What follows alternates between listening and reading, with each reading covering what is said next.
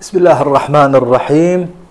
Wa sallallahu ala sayyidina Muhammadin wa ala ali sayyidina Muhammad. Ayyuhal ikhwah wal akhawat. Assalamualaikum warahmatullahi wabarakatuh.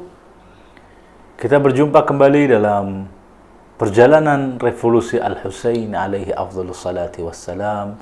Kita telah sampai, Muslim telah gugur, delegasi Al-Husain dikhianati. Al-Husain memberikan suratnya kepada ahli Basrah. Telah kita bacakan teksnya di pertemuan sebelumnya.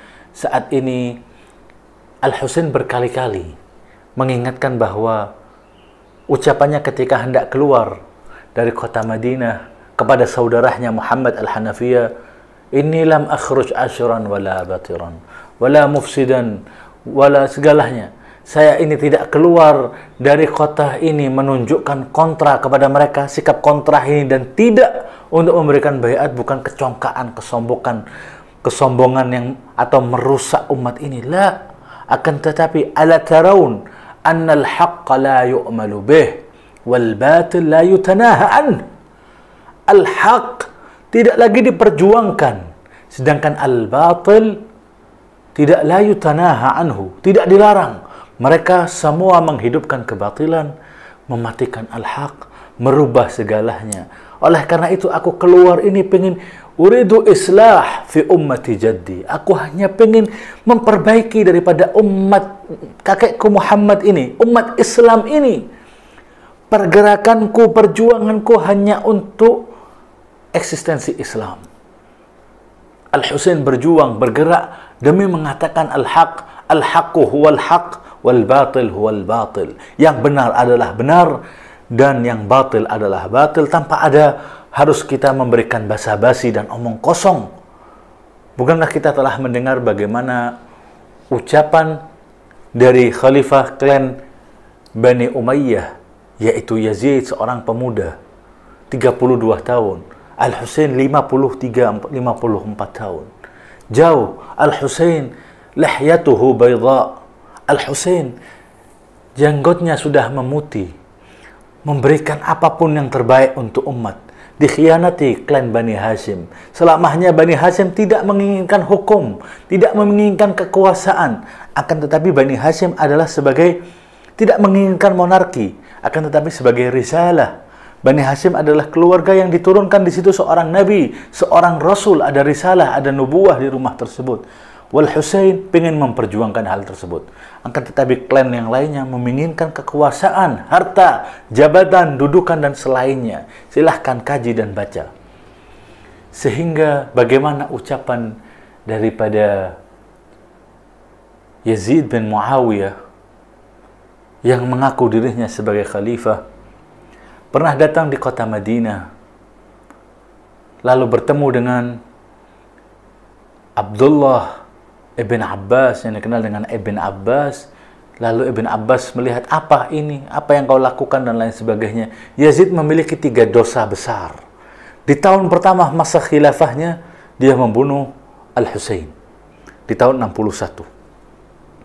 Di tahun 62 melempari manjaniq, melempari Ka'bah dengan manjaniq, melempari Ka'bah yang harusnya kita dijaga oleh umat Islam, kemuliaan dan kewibawaan Ka'bah, malah dilempari dengan batu yang berisikan api, dilemparkan sehingga meruntuhkan beberapa bangunan Ka'bah di tahun 62 Hijriah.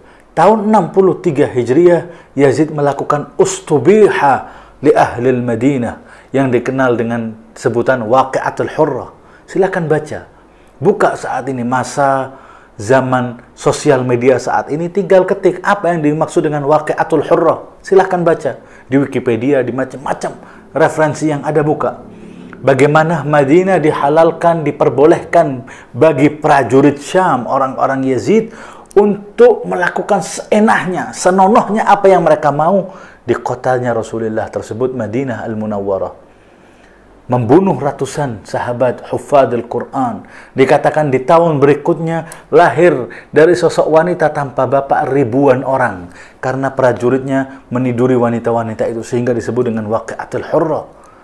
3 dosa besar Yazid yang dilakukan oleh rezim pemerintahan tersebut, yaitu Khalifah Yazid atau yang dikenal dengan Yazid ibn Muawiyah. Yazid pernah berkata, "Da' masajid lil-ubadi yaskunuha wajlus fi dukkatil khamri waskina." Biarkan masjid itu buat orang-orang ubad yang melakukan ibadah kepada Allah, sedangkan kamu silahkan duduk bersamaku, waskina, tuangkanlah aku miras, tuangkanlah aku untuk mabuk bersama, silahkan kita menikmati dunia. Maqala rabbuka wailun lil musallina, maqala rabbuka wailun lil ladina syaribu, bal qala wailun lil musallina.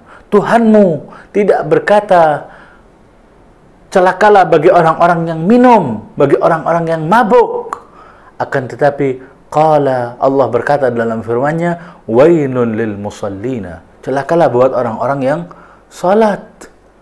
Lihat, merubah.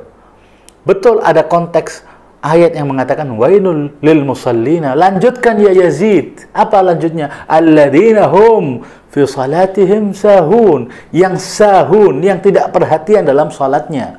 Bukan dia itu meninggalkan salat, dia melakukan salat tapi salatnya tidak ada maknanya. Selalu dia sahi, bergurau, tidak perhatian, tidak khusyuk dalam salatnya. Itu sudah dikecam oleh Allah dengan mengatakan wailun lil musallina, tapi kesempatan itu dirubah. Allah mengatakan celakalah buat orang-orang yang salah, orang-orang yang melakukan salat, sedangkan Allah tidak mengatakan celaka bagi orang-orang yang mabuk. Dirubah-rubah seenaknya.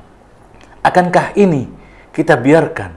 Oleh karena itu Lisan al-Husain pernah mengatakan, ucapkan salam, selamat tinggal untuk Islam. Fa'alal islami salam idvuliyatil umma bira'in misla Yazid.